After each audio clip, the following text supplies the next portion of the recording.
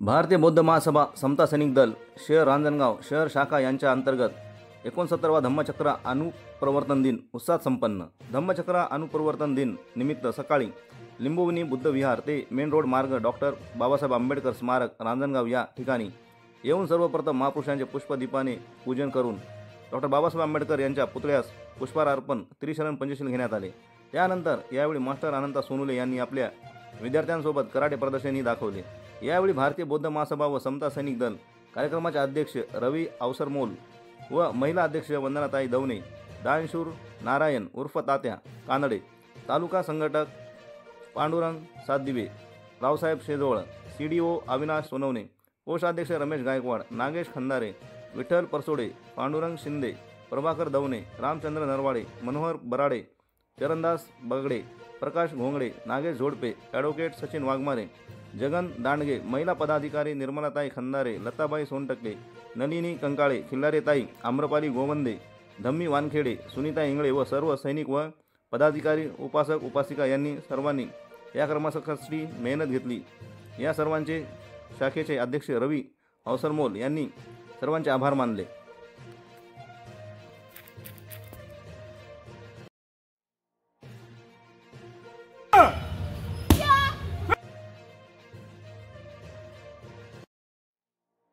माझं नाव अलका किशोर रांजणगाव बाबासाहेब आंबेडकर आलेली आहे। आपल्याला बाबासाहेब आंबेडकर 1956 बौद्ध धम्माची दीक्षा देऊन अर्पण केलेलं आहे। त्याचा स्वीकार पालन करावं सर्व बौद्धवासियांना शुभेच्छा देते। सर्वांना सर्वप्रथम नमो बुद्धाय जय भीम। बोधिसत्व डॉक्टर बाबासाहेब आंबेडकरांनी जो आपल्याला 1956ला बौद्ध धम्म दिला, 7 लाख अनुयायी त्यावेळेस होते आणि बाबासाहेबांनी आपल्याला विज्ञानवादी धम्माच्या ओटीमध्ये टाकलेला आहे। हा आपण या ठिकाणी 69वा धम्मचक्र अनुप्रवर्तन दिन साजरा करीत आहोत। तरी आपल्या सर्वांना धम्मचक्र अनुप्रवर्तन दिनाच्या हार्दिक शुभेच्छा। पण या अनुप्रवर्तन दिनाच्या निमित्तानं मी एकच सांगाल, जो काही आपला भरकटलेला समाज आहे, या समाजाने जी काही प्रगती आज पाहिलेली आहे, ही प्रगती फक्त आणि फक्त बाबासाहेबांमुळे झालेली आहे। तर आपण या अनुप्रवर्तन दिनाच्या निमित्तानं संकल्प केला पाहिजे की माझ्या व्यावहारिक आणि दररोजच्या जीवनामध्ये मी माझ्या 22 प्रतिज्ञाचं पालन करतो का, मी माझ्या जीवनामध्ये पंचशिलेचं पालन करतो का, आणि मी माझं जीवन कशा पद्धतीनं चालवत आहे हे आपण विचार केला पाहिजे।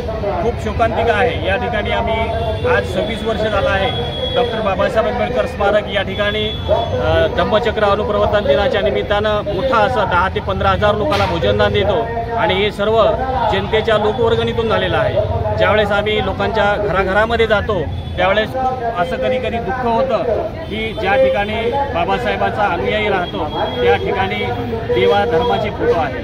बाबासाहेबांना जे नाकारलेलं आहे ते त्यांनी स्वीकारलेलं आहे, तो विसरलेला आहे की मी आज कशा पद्धतीनं जीवन जगतो।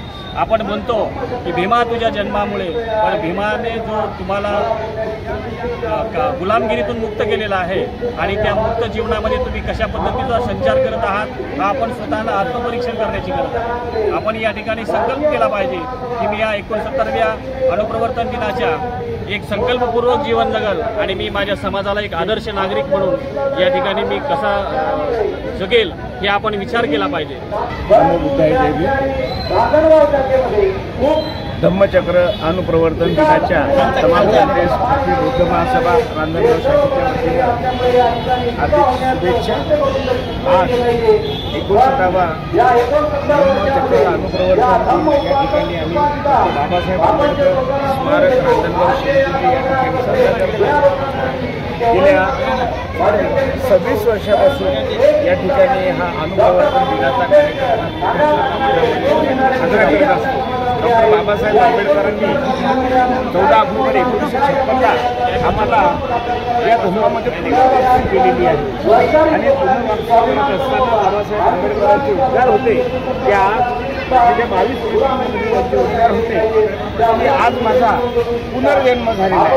खरोखरच या जगातील तमाम शोषित पीडित लोकांचा 14 ऑक्टोबर 1956ला पुनर्जन्म झाला आणि आम्हाला या नव्या जीवनामध्ये प्रवेश करून देण्यासाठी बाबासाहेब आंबेडकरांनी बुद्ध धर्माची शिकवण दिली आणि ते शिकवण देण्याच्या अगोदर बाबासाहेब आंबेडकरांनी 5 सील देण्याच्या अगोदर बाबासाहेब आंबेडकरांनी 22 प्रतिज्ञा दिल्या. ते 22 प्रतिज्ञा देत असताना बाबासाहेब आंबेडकरांनी या समाजाला जे शोषण झालेलं आहे ते शोषणातून मुक्त करण्यासाठी या 22 प्रतिज्ञा दिलेल्या आहेत आणि त्या 22 प्रतिज्ञा या प्रतिज्ञेचा तमाम या देशातील शोषित पीडित लोकांनी सखोल अभ्यास केला पाहिजे आणि नंतर या भारतालाच नव्हे तर जगाला बौद्ध धर्माची आवश्यकता आहे असं बाबासाहेब आंबेडकरांनी सांगितलं होतं. आणि त्या दिशेनं या महाराष्ट्रातला जो काही पूर्वाश्रमीचा महार समाज होता आणि त्या समाजानं बाबासाहेब आंबेडकरांच्या हाकेला ओ दिला आणि तमाम समाज बाबासाहेबांच्या पाठीमागे उभा राहिला. आज त्यांची जी प्रगती दिसते, त्यांचा जो विकास दिसतो हा डोळ्यात भरण्याजोगा आहे. जगाच्या पाठीवर असाच एकमेव समूह आहे की ज्यांनी 14 ऑक्टोबर 1956 पासून स्वतःच्या दिशा बदलल्या. धर्म ज्याचं अनुसरण करत होते हे आता बौद्ध धर्मीय झाले आणि त्यांच्या विकासाच्या पायवाटा इतके रुंदावलेले आहेत आणि ते केवळ आणि केवळ बाबासाहेब आंबेडकरांच्या आदेशानुसार झाले. हाच आदेश या देशातील तमाम नागरिकांनी जर ते आदेश पाळला तर या देशाचा प्रबुद्ध भारत, प्रत्येक नागरिक हा प्रबुद्ध झाल्याशिवाय राहणार नाही आणि हा देश जर प्रबुद्ध झाला तर हा विकसित देश म्हणून पुढे येईल. या ठिकाणी मी माझी भारतीय बौद्ध महासभेच्या वतीनं या ठिकाणी माझी बाजू मी या ठिकाणी मांडलेली आहे.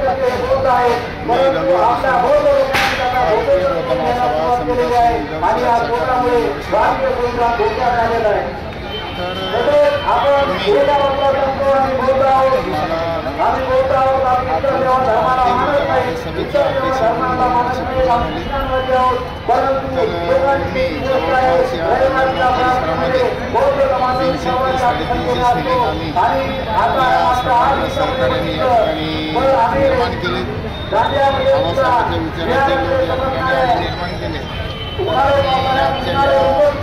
धम्मचक्र अनुप्रवर्तन दिनाच्या निमित्तानं जनतेला हेच सांगू इच्छितो.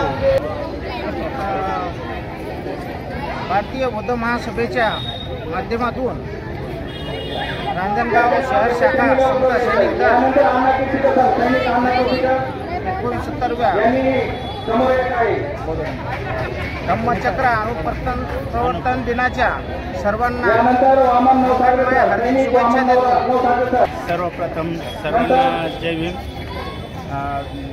जो आज सोहळा आहे तो हजारो वर्षापासून आपला समाज जो खितपत पडलेला होता त्या समाजाला एक नवी दिशा देण्याचं काम विश्वरत्न डॉक्टर बाबासाहेब आंबेडकरांनी केलेलं आहे आणि ते काम म्हणजे आज म्हणजे 14 ऑक्टोबर 1956 साली आपण सर्वांना बौद्ध धम्माची दीक्षा दिलेली आहे आणि त्या धम्म दीक्षेनिमित्ताने आज हा सोहळा नागपूर या दीक्षाभूमीवरती मोठ्या चांगल्या प्रमाणामध्ये मोठा साजरा करण्यात येत आहे. त्याच धर्तीवरती रांजणगाव शहर शाखा रांजणगाव या ठिकाणी पण हा सोहळा साजरा संपन्न करण्यात येत आहे. एवढं सर्वांना विजयादशमीच्या अशोका विजयादशमी आणि धम्मचक्र अनुप्रवर्तन या दिनानिमित्त सर्वांना हार्दिक शुभेच्छा देते.